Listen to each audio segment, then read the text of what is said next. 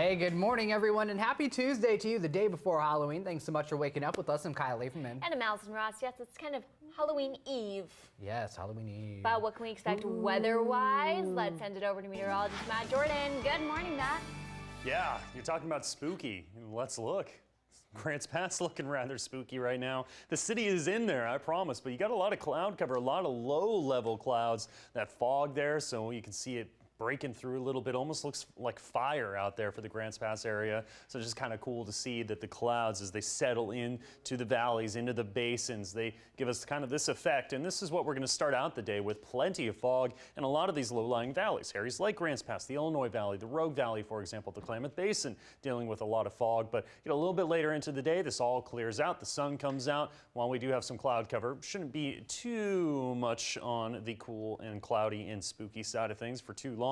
As we head into Halloween, that is tomorrow. Just give you a quick preview. Yes, we do have showers. That's mainly earlier in the day, and that's mainly to the northwest. So areas like Medford, for example, could see a chance of some PM showers as we get a little bit around noon or so into 1, 2, 3, 4 p.m. and then maybe a stray shower or two around 5 or 6 when we get to that prime trick-or-treating time. But after that, we start to clear out again towards Thursday and Friday. Back to you. Matt, thanks so much. 6:32, we begin this half hour on the Northern California coast, where search and rescue teams are frantically searching for a student who was swept into the ocean. The Humboldt State University student was fishing on a jetty in Eureka yesterday afternoon when he was swept out to sea by a wave. A man tried to rescue the student by going after him. He would just keep on getting knocked by waves, so he had to let go of the dude and try to save himself. And well, we saved the guy who tried saving him. The U.S. Coast Guard is searching for the student both in the water and from the air. The university says they are making counselors available for students. Meanwhile, the search continues for a second day for what's left of the Lion Air jet, which crashed Monday shortly after takeoff from Jakarta. Debris from the flight has been recovered, as well as some of the human remains, but the fuselage, which has not been found, which is where most of the 189 passengers and crew members are believed to be, as well as those flight data recorders. Families' victims are continuing to go to the hospital where remains are being held, hoping their loved ones can be identified. This morning, police are continuing to investigate a drive-by shooting that happened in West Medford. It happened on Alta Street on Saturday, and according to nearby residents, a car drove by a house and fired one shot. No one was injured, but those in the neighborhood say something like this is unheard of. Was that really a gunshot, or was that a firecracker? It was just not a high caliber weapon, I don't think, just something small, but still I felt like that was a gun, and just grabbed my grandson and took off. Medford police wouldn't comment on the investigation because it's still ongoing. Following up for you this morning, an Amber Alert for a 4-year-old Washington State girl has been canceled, but she hasn't been found yet. Vancouver police say, based on the timeline of sightings, they believe that 4-year-old Arzana Ochoa Lopez and her 21-year-old mother, Esmeralda Lopez, crossed the border into Mexico. Lopez is accused of taking her daughter during a court-supervised visit last week. The mother is also a person of interest in a related kidnapping and armed robbery that happened hours before their disappearance. 2 men and a teenager have also been arrested in that case. Turning to national news, President Trump is sending thousands of new troops along with military equipment to the southern border. The government says they're being deployed to stop thousands of Central American migrants bound for the U.S. in several caravans.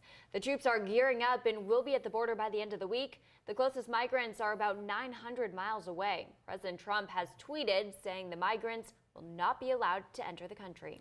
In the meantime, President Trump is heading to Pittsburgh today, where the first of the funerals for the 11 synagogue victims will begin.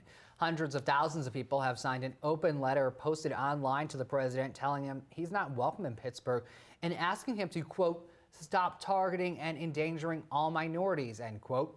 The letter was posted by the Pittsburgh chapter of Bend the Ark, a group made up of progressive Jews from around the country. On Saturday, Trump condemned the shooting as a pure evil act and says all forms of hate must be rejected.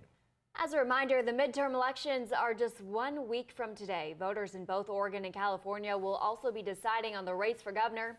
Most recent polls show both Oregon Governor Kate Brown and her Republican challenger, New Bueller, are almost tied. Brown has a slight lead in that. And in California, the LA Times reported Democratic candidate Gavin Newsom has an 11-point lead over Republican businessman John Cox. Well, your time right now is 6:35. It has been a long time coming, but the 2018 wildfire season is officially over in Jackson and Josephine counties. The Oregon Department of Forestry made that announcement yesterday, but they say preparations for next year's wildfire season are already underway. Over the next couple of months, the agency has plans for increased prescribed burns. ODF says they are ready should anything get out of hand. We still have crews here, and we still are responding to different calls, either smoke investigations or burns that have gotten out of control. Thankfully, we haven't had too many of those.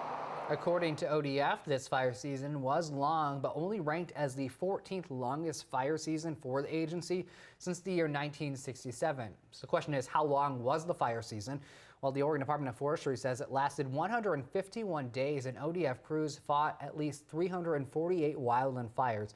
106 of those were lightning caused. That number does not include fires managed by other agencies on which ODF firefighters assisted. Elementary school students got a first-hand look at the damage caused by a wildfire. Jackson Soil and Water Conservation District and Fire District 3 partnered up to teach kids about wildfires. The agency brought over 100 Jewett Elementary School students to the burn scar of the Pettinger fire. So being able to take the children and students through this area, talking about what made it such a large fire and how it moved so quickly and how it impacted our community, I think we'll be able to bring some concepts home. Students learned about how the fires affect plants and the ecosystem, how it grows back after the fires. Officials say they're planning a community tour in early November. All right, check this out. It's not enough to hit the slopes with, but Mount Ashland got some of the first snow of the season yesterday. This is a look at the ski area yesterday morning. The mountain also announced it's adding 2 new web cameras to their website. That'll bring the total number to 3. They're on Sonnet, Comer, and Windsor, and they can be viewed online. Pretty cool. That's very cool. Oh, it's just kind of crazy to think that it is almost time for skiers to get ready. Yes. Just a little time still, but you still got But time. first, we have Halloween. We have Halloween Before we first, get right? to that, yes.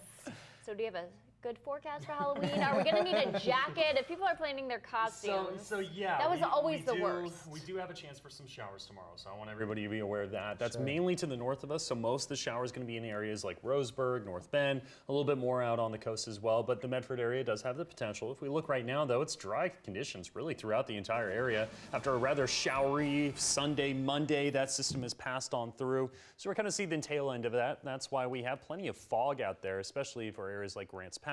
Medford dealing with a little bit of fog. It's a little spooky out there early this morning, but that'll clear out by the afternoon. We should see partly cloudy to even mostly sunny skies, and temperatures just a little bit warmer than yesterday, but a change is on the way for tomorrow. I'll break it down in my full forecast, but we do, yes, have a chance of showers as we get into the early afternoon for the Medford area, for example. For the coast today, mostly cloudy, some areas of fog, your highs in the 50s and 60s. We do have that chance of showers that starts after midnight tonight. In the West Valley is partly cloudy with areas of fog, your highs 58 to 62 degrees. And east of the Cascades, partly cloudy, your highs in the 40s and 50s. Back to you. All right, Matt, thanks so much. 6:39 is the time right now on this Tuesday morning. NBC5 News at Sunrise is just getting started. Coming up, Apple is getting ready to unveil its new products today. We're getting a preview. And later, it's the video that has a lot of people talking this morning. A jaguar caught roaming a busy beach. You won't want to miss this video. And if you're heading out the door this morning, here's a look at the not-so-low gas, according to GasBuddy.com. Stay with us. We'll be right back.